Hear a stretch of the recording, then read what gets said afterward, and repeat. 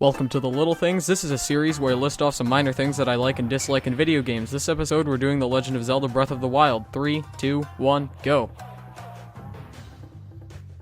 Not gonna lie, the overworld in Breath of the Wild is extraordinary. Beautiful environments, be it mountains, beaches, towns, forests, or the expansive plains, and that the entirety of the world is full of things to do and battles to be had, help ensure that you'll have a great time playing Breath of the Wild. The sheer size and scope of the area the game takes place in is breathtaking. You'll have plenty to do while you're exploring it, fortunately, but you'll have something pretty to look at while you traverse this expansive landscape. As a certified person who bought too many amiibos, I am glad that Breath of the Wild gave some use to amiibos. Whether it's just some rupees or basic food items, to powerful weapons and gear, to Epona, the assets the game offers you if you spend upwards of a lot of dollars on amiibos proved to be quite fruitful. Maybe it wasn't all a waste after all.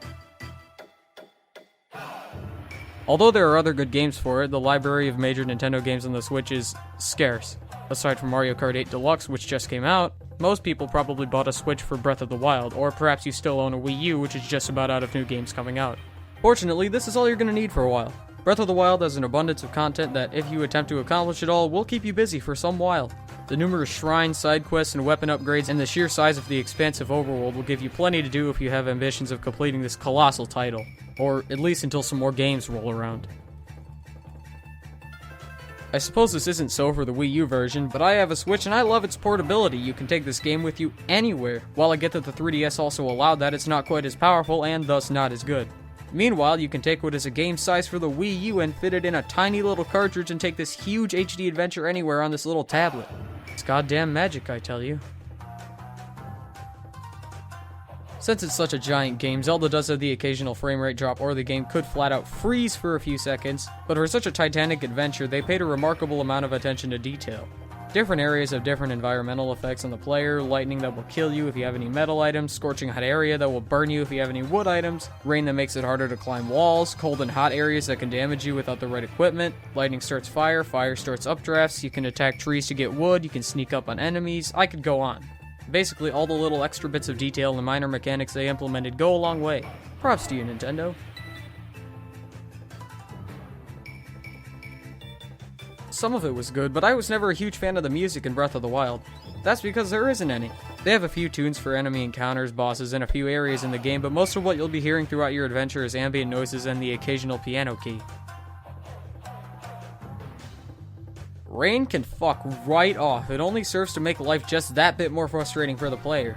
In Breath of the Wild, you're going to be doing a lot of climbing. It's extremely useful for scaling cliffs and generally traversing the world. What does Rain say to that? Fuck you is what it says. When it rains, the walls and cliffs that you want to climb become slippery and you slide off. Constantly.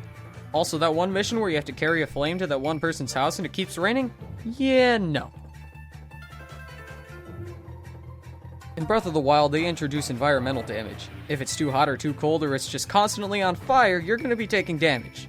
Look, that I can somewhat put up with. You just gotta make the proper meals and elixirs with the right combination of ingredients. However, you'll need cooking pots for that, and you can't make one or obtain one yourself.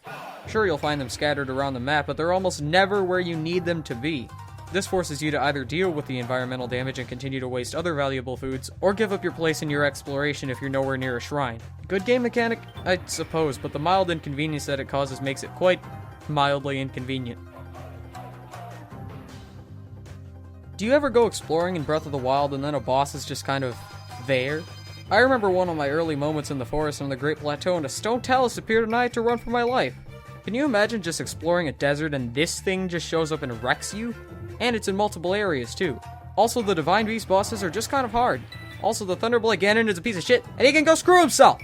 Also, do you ever just go to attack a Bokoblin camp and then there's some random bullshit overpowered enemy that shows up and completely pranks you? Not cool. You know, Breath of the Wild is kind of hard. And that was The Little Things, the series where I list off some minor things that I like and dislike in video games. I hope you enjoyed and I'll see you next time. Hello there, this is the outro screen. This is the screen where the outro to the video happens. I recently started a co-op Let's Play of Zelda Breath of the Wild with my friend Brendan. You can find that by clicking on the top playlist video, whatever it is now. You can also look at some countdowns I made by clicking on the bottom playlist video rectangle thing. Feel free to suggest some games for me to mention some little things about. Thanks for watching. See you the next time I upload something.